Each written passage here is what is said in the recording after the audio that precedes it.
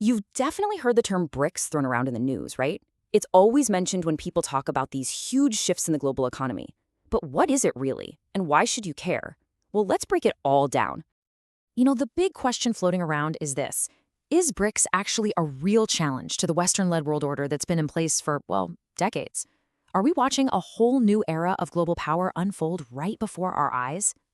Okay, so first things first, the acronym BRICS originally stood for Brazil, Russia, India, China, and South Africa. Think of it as a club for major emerging economies. And just recently, it's gotten even bigger, bringing more countries into the mix, which is why you might hear people calling it BRICS Plus. But listen, this is way more than just some alphabet soup of countries. We're talking about a whole new center of gravity in the global economy. So let's unpack why this group is such a big deal. For starters, just look at the sheer economic scale. Together, the BRICS countries make up a mind-blowing 39% of the world's GDP. To put that into perspective for you, that's already bigger than the G7, the group of the world's largest advanced economies. That is a massive economic footprint you just can't ignore. And all that economic muscle is backed up by people, a huge chunk of the world's population. When you add up everyone living in these countries, you're looking at a demographic powerhouse. And that drives everything from what gets made to what gets bought, all over the world. And here's where it gets real. This quote kind of says it all. It's not just about numbers on a spreadsheet. This economic and demographic power means BRICS is in a position to influence, well, pretty much everything. We're talking supply chains, trade, resources, where money gets invested, the whole shebang. So what's their mission? At its heart, the group wants to give a stronger, more unified voice to what's often called the Global South. Think emerging and developing nations, mostly in Africa, Asia, and Latin America. Their big goal is to shake up the global financial and political system that's been dominated by Western institutions for so long. That's a pretty bold mission, right?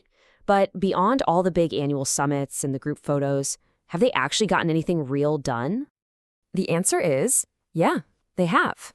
See, on one side, you've got the old guard, institutions like the IMF and the World Bank. And on the other, you've got the BRICS alternatives.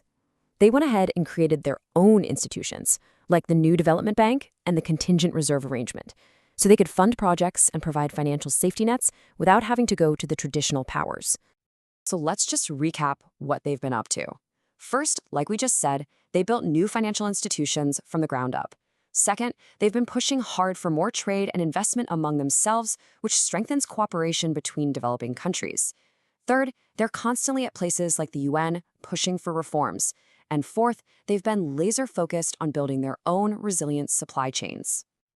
But it's not all smooth sailing. I mean, for a group this big and this diverse, you better believe there are some serious challenges. Let's take a look at some of the cracks in the foundation.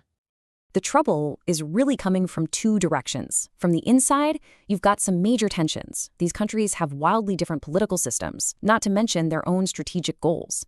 And a perfect example? The ongoing border disputes between India and China. Then, from the outside, there are huge pressures, like a lot of suspicion from Western powers about what the group's real endgame is. And this really shows you just how complicated it all is. I mean, take India, one of the founding members. It's walking this incredibly delicate tightrope. On one hand, it's dealing with serious border tensions with China, another heavyweight in the group. But on the other, it's trying to push its own foreign policy. It's also raised some concerns about expanding the group too quickly, maybe worried that its own voice could get watered down. Okay, so when you put it all together, the huge potential and the very real problems, it brings us to the final and most critical question. Is this group actually going to reshape the world? What does the future really hold for BRICS? At the end of the day, the entire future of BRICS really just boils down to this one thing. Can it be a true platform for cooperation, or will all those internal rivalries and competing interests tear it apart, leaving it as just a collection of powerful rivals who happen to be in the same room? And that leaves us with this final thought. Is BRICS the architect of a new global order, a genuine force for change? Or is it a giant with feet of clay, a group whose own internal divisions will stop it from ever reaching its full potential? The answer to that question isn't just going to define BRICS. It's going to shape the 21st century for every single one of us.